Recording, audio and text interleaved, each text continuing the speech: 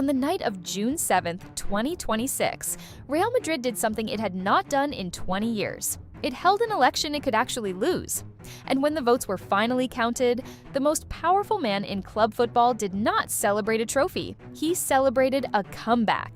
Not a player's comeback, a coach's. The same coach Real Madrid had let walk out the door 13 years earlier. So here is the question that should keep every Madrid fan up tonight.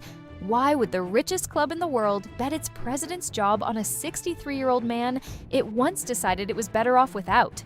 Stay with me, because the answer tells you exactly how Real Madrid really works. To understand the gamble, you first have to understand the wreckage that led to it. For 2 straight seasons, Real Madrid won nothing. No league, no Champions League, nothing that mattered. For most clubs, that is a rough patch. For Real Madrid, it is a full-blown crisis. And that crisis had a face: the dugout. It started in the summer of 2025. Carlo Ancelotti, the calm hand behind so many famous nights, left to take charge of Brazil. In his place came Xabi Alonso, a club legend, handed a 3-year contract and the keys to a brand new era. The fans were sold a dream. The dream lasted about 8 months. In January of 2026, after a 3-2 defeat to Barcelona in the Super Cup, and with the team sliding down the table, Alonso was gone, sacked before his very first season was even over. Madrid turned to Álvaro Arbeloa, the coach of their reserve team, to simply hold the ship together until summer. He could not. The season ended the way it had been heading all along, empty-handed. And behind the scenes, according to reports, a dressing room at war with itself. 3 different men had stood in that dugout in a single year. Not one of them had an answer. And this is the moment Florentino Pérez did something nobody saw coming. His term still had time left on it. He did not have to do anything at all. Instead, he called an election. On himself. After 2 seasons of failure, he walked up to the club's members and asked them to back him, out loud, with a vote. And for the first time in 20 years, somebody stood up and said no. His name was Enrique Riquelme, a 37-year-old businessman with a completely different idea of what Real Madrid should be. Riquelme promised a long-term project. He wanted to rebuild the club's Spanish identity and turn it back into a pipeline for the national team. And he made one thing very clear. He was no fan of José Mourinho, so the vote became bigger than one man. It became a choice between 2 futures: Perez and his world of superstars and global names, or Riquelme and his slow, patient, homegrown rebuild. On June 7th, the members chose. Perez took 65% of the vote, 21,741 ballots. Riquelme took 35% with 11,814. Perez would now stay in power until at least 2030. There was a brief flash of controversy.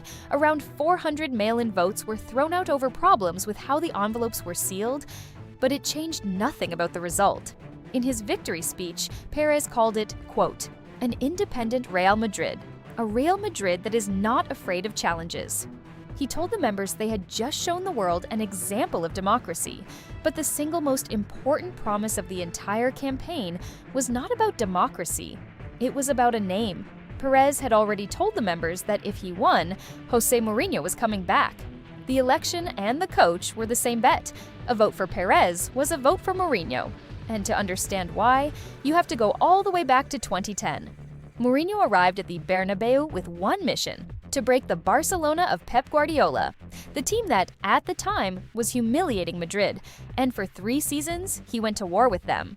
He won a La Liga title with a side that became the first team in Spanish league history to reach 100 points in a single season.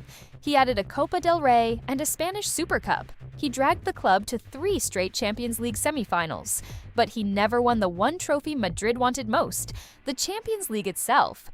And in 2013, he left under a cloud with a fractured dressing room behind him. So why go back to a man who left? Like that? Because of how Florentino Pérez sees football.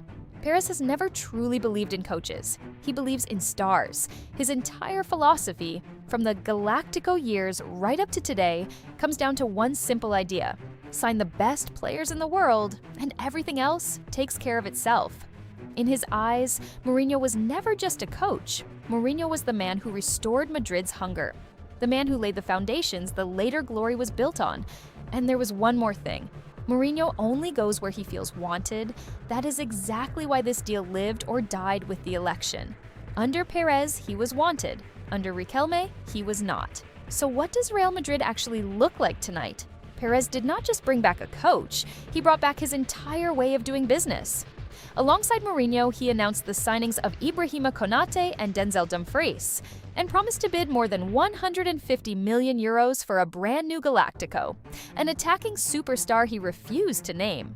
And Mourinho inherits a squad most managers can only dream about: Kylian Mbappe, Vinicius Jr., Jude Bellingham, Arda Güler, Federico Valverde, Aurelien Tchouameni. Perez called them simply the best in the world. But here's the real question, the one nobody can answer yet. Mourinho is 63 now. His football is built on control, on defense, on confrontation, old-school methods, dropped into a modern game, with a dressing room that was just described as being at war. Can the man who lit a fire under this club 13 years ago somehow do it all over again?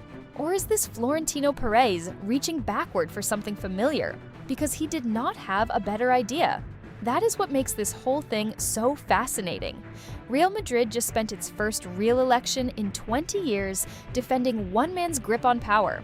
And the prize for winning was to reach into the past and pull out another.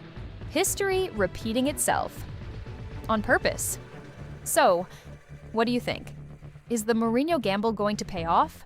Or is Madrid about to relearn an old lesson the hard way? Tell me in the comments below. And if you want to follow every move of this new era as it unfolds, the signings, the unveiling, the first big night back, subscribe.